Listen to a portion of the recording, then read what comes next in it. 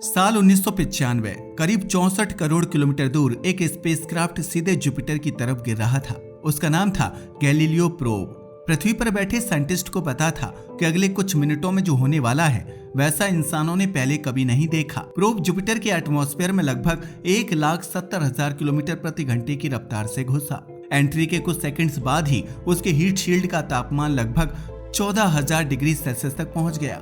Pressure लगातार बढ़ रहा था। विंड्स सुपरसोनिक स्पीड पर बह रही थी।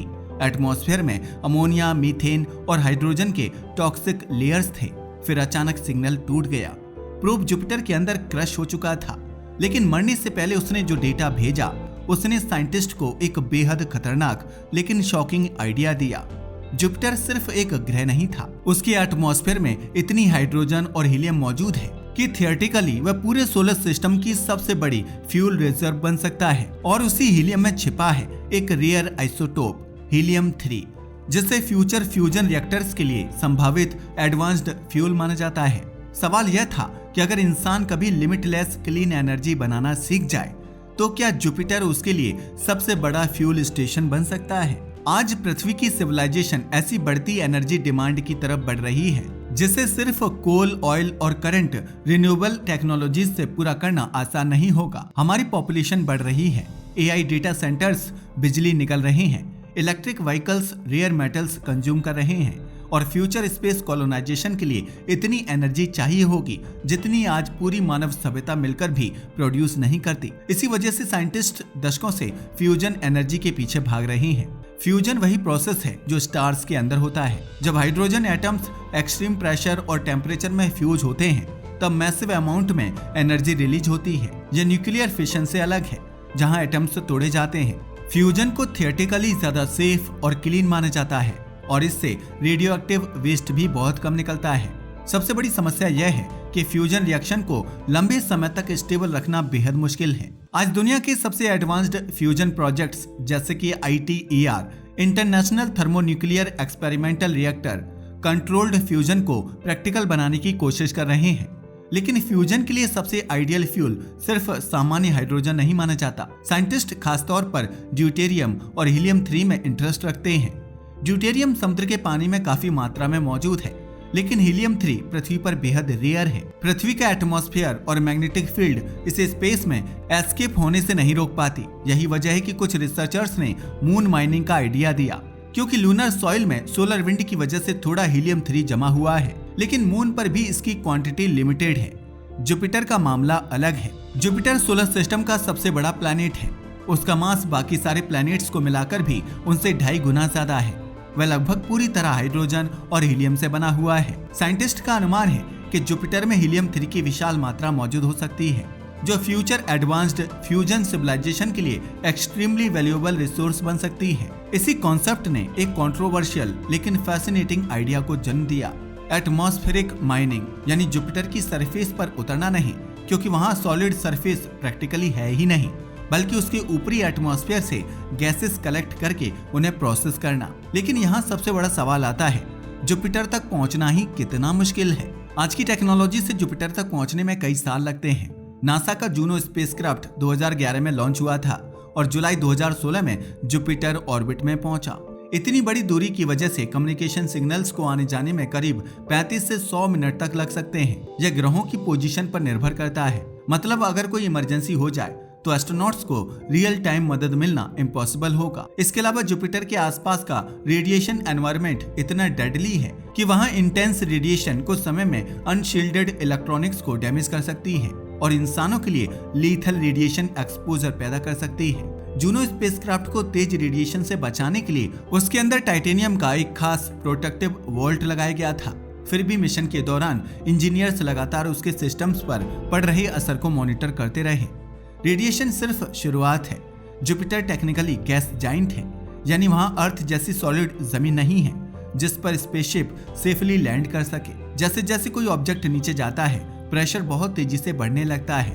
अपर एटमॉस्फेयर में क्लाउड्स दिखते हैं, लेकिन नीचे हाइड्रोजन कंप्रेस होकर लिक्विड मेटेलिक हाइड्रोजन में बदलने लगती है। साइंटिस्ट का अनुमान है कि जुपिटर के अंदर गहराई में प्रेशर पृथ्वी के एटमॉस्फेरिक प्रेशर से करोड़ों गुना ज्यादा हो सकता है। वहाँ टेम्परेचर भी हजारों डिग्री तक पहुँच जाता है। आज की मटेरियल साइंस के हिसाब से ऐसा कोई प्रैक्टिकल व्हीकल मौजूद नहीं है जो इतनी गहराई और इतनी एक्सट्रीम कंडीशंस को सहन कर सके। इसी वजह से एटमॉस्फेरिक माइनिंग के कॉन्सेप्ट्स में साइंटिस्ट आमतौर पर जुपिटर की ऊपरी एटमॉस्फेरिक लेयर्स पर फोकस करते हैं। आइडिया यह है कि फ्यूचर में बड़े फ्लोटिंग रिफाइनरीज या ऑटोनॉमस रोबोटिक मशीन्स जुपिटर के एटमॉस्फेयर के उन्हीं हिस्सों में काम कर सकें जहां प्रेशर पृथ्वी जैसा हो या उससे थोड़ा ज्यादा, ताकि एक्सट्रीम कंडीशंस के बावजूद ऑपरेशंस पॉसिबल रह सके। वहां से हाइड्रोजन और हीलियम कलेक्ट करके उन्हें सेपरेट किया जा सकता है। लेकिन यह सुनने में जितना आसान लगता है, असली इंजीनियरिंग चैलेंजेस इससे कहीं ज्यादा खतरनाक और मुश्किल है। जुपिटर का वेदर सोलर सिस्टम का सबसे वायलेंट वेदर सिस्टम माना जाता है। वहाँ कुछ विशाल स्टॉर्म्स कई दशकों से लेकर सदियों तक चलते रह सकते हैं। उसका फेमस ग्रेट रेड स्पॉट पृथ्वी से बड़ा स्टॉर्म है, जिसे कम से कम 1800 से ऑब्जर्व किया जा रहा है और संभवतः उससे भी पहले से एक्टिव हो सकता है। विंड से लगभग 600 किलोमीटर पर आवर से भी ज्यादा स्पीड तक पहुंच सकती है। जुपिटर पर गिरने वाली बिजली पृथ्वी की लाइटनिंग से कहीं ज्यादा शक्तिशाली हो सकती है। वहां का एटमॉस्फेयर हमेशा उथल पुथल से भरा रहता है। अगर कोई फ्लोटिंग रिफाइनरी वहां काम करे तो हरिकेन्स, टर्बुलेंस, बिजली जैसी इलेक्ट्रोस्टैटिक डिस्चार्जेस और तेज टेम्परेचर चेंजेस उसे लगातार डैमेज करते रहेंगे। फिर आता है फ्यूल एक्सट्रैक्शन का असली चैलेंज। जुपिटर के एटमॉस्फेयर में हीलियम 3 मौजूद जरूर है, लेकिन उसकी मात्रा बहुत कम है। यानी थोड़ी सी हीलियम 3 निकालने के लिए बहुत बड़ी मात्रा में गैस को प्रोसेस करना पड़ेगा। यह वैसा ही है जैसे बेहद डाइल्यूट रिसोर्स को मैसिव वॉल्यूम से एक्सट्रैक्ट करने की कोशिश करना। थियोरेटिकली कैलकुलेशंस के हिसाब से प्रॉफिटेबल माइनिंग के लिए जाइगेंटिक इंडस्ट्रियल इंफ्रास्ट्रक्चर चाहिए होगा। उस इंफ्रास्ट्रक्चर को बिल्ड करने के लिए पहले मैसिव स्पेस इकोनॉमी चाहिए, जो आज ह्यूमैनिटी के पास नहीं है।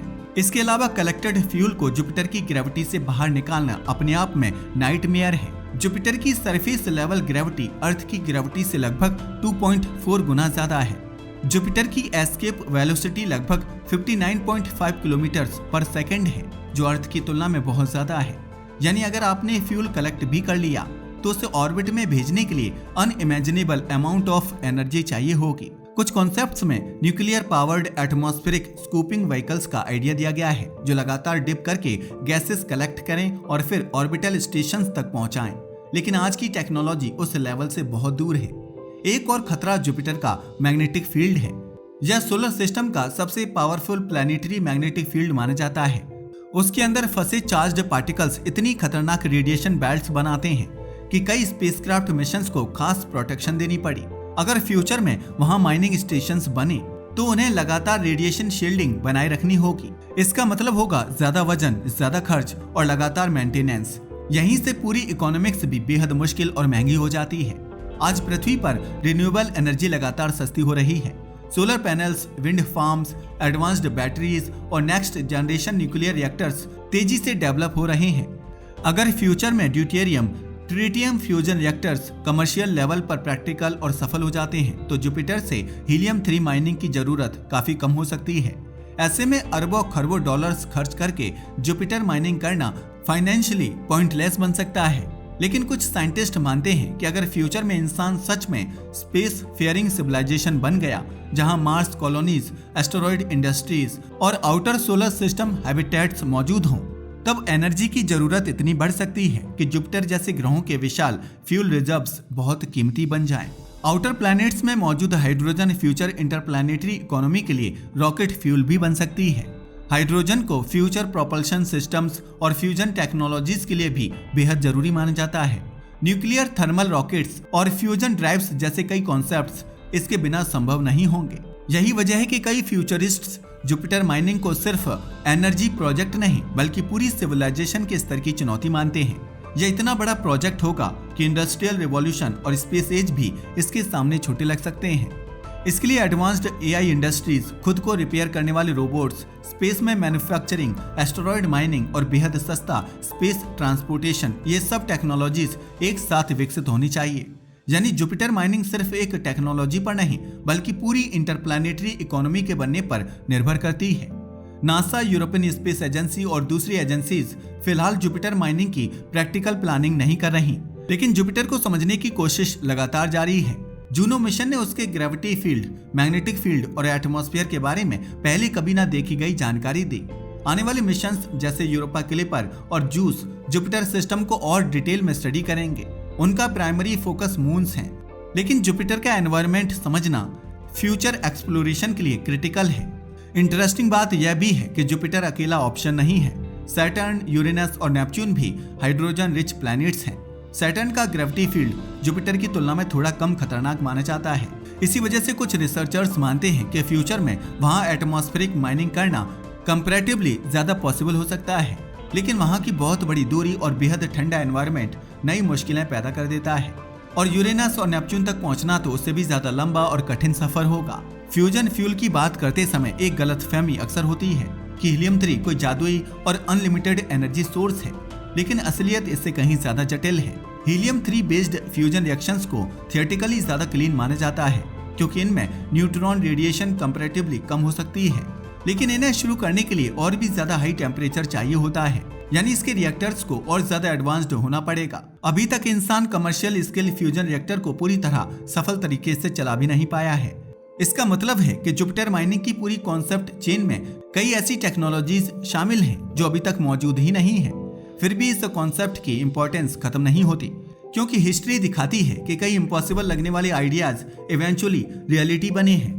एक समय पर डीप ओशन ड्रिलिंग इम्पॉसिबल लगती थी, मून लैंडिंग साइंस फिक्शन लगती थी, एक समय एंटार्कटिका में परमानेंट स्टेशंस बनाना भी असंभव और अजीब लगता था। लेकिन जब सिविलाइजेशन को रिसोर्सेस और स्ट्रेटेजिक एडवांटेज चाहिए होता है, तब इंजीनियरिंग रैपिडली इवॉल्व करती है। अगर फ्यूचर में पृथ्वी की एनर्जी डिमांड बहुत ज्यादा बढ़ जाए या इंसान कई ग्रहों पर बसने लगे, तब जुपिटर जैसी जगहों की तरफ देखना मजबूरी बन सकता है। लेकिन उस फ्यूचर की कीमत भी बहुत बड़ी होगी। जुपिटर मिशंस बेहद महंगे होंगे। वहां काम करने वाले रोबोटिक सिस्टम्स को कई दशकों तक टिके रहना पड़ेगा। कम्युनिकेशन डिलेज की वजह से मशीन्स को खुद फैसले लेने पड़ सकते हैं। फ्यूल ट्रांसपोर्ट सिस्टम्स को लगातार बनाए रखना होगा। रेडिएशन शील्डिंग को बार बार बदलना पड़ेगा। और सबसे बड़ी बात, एक छोटी सी गलती भी पूरे मिशन को हमेशा के लिए खत्म कर सकती है। जुपिटर इंसानों के लिए सिर्फ खतरनाक नहीं, बल्कि लगभग एक एलियन दुनिया जैसा है। वहां नेचर के नियम पृथ्वी जैसे नहीं चलते। अगर किसी दिन फ्यूचर सिविलाइजेशन वास्तव में जुपिटर के एटमॉस्फेयर से फ्यूल हार्वेस्ट करने लगे, तो वह सिर्फ एनर्जी अचीवमेंट नहीं होगी, वह इस बात का संकेत होगी कि ह्यूमैनिटी ने सोलर सिस्टम को इंडस्ट्रियल टेरिटरी की तरह इस्तेमाल करना शुरू कर दिया है। उस स्टेज पर सिविलाइजेशन सिर्फ एक प्लैनेटरी स्पीशीज नहीं रहेगी। लेकिन आज 2026 में यह आइडिया अभी भी साइंस और स्पेक्युलेटिव इंजीनियरिंग के बीच मौजूद है। हमारे पास थियरीज हैं, इक्वेशंस हैं और सिमुलेशंस हैं, लेकिन उसे सच में करने की प्रैक्टिकल कैपेबिलिटी अभी नहीं है। और शायद यही जुपिटर माइनिंग की सबसे फैसिनेटिंग रियलिटी है। यह कॉन्सेप्ट सिर्फ इस बारे में नहीं है कि हम वहां से फ्यूल ला सकते हैं या नहीं, यह असल में ह्यूमैनिटी की लिमिट्स के बारे में है। क्या इंसान इतनी हॉस्टाइल जगह पर इंडस्ट्रियल सिस्टम्स चला सकता है? क्या हमारी इकोनॉमी कभी इतनी बड़ी होगी कि जुपिटर जैसे प्लैनेट को रिसोर्स हब की तरह ट्रीट किया जा सके? और क्या फ्यूजन टेक्नोलॉजी कभी इतनी मैच्योर होगी कि इस पूरे एफर्ट का मतलब बने? गैलीलियो प्रोब लगभग 57 मिनट तक डेटा भेजने के बाद एक्सट्रीम प्रेशर और टेम्परेचर के कारण काम करना बंद कर गया था। जूनो को सिर्फ खतरनाक रेडिएशन से बचाने के लिए बेहद मजबूत प्रोटेक्शन के साथ बनाया गया था। आज तक कोई ह्यूमन स्पेसक्राफ्ट उस प्लैनेट के करीब ही नहीं गया। फिर भी साइंटिस्ट उसके एटमॉस्फेयर को स्टडी करते रहते हैं, क्योंकि उसके अंदर सिर्फ स्टॉर्म्स और गैस नहीं छिपी, बल्कि शायद फ्यूचर सिविलाइजेशन की सबसे बड़ी एनर्जी एम्बिशंस भी छिपी हैं। आज के लिए बस इतना ही। वीडियो पसंद आया हो तो इसे लाइक और शेयर करें। धन्यवाद।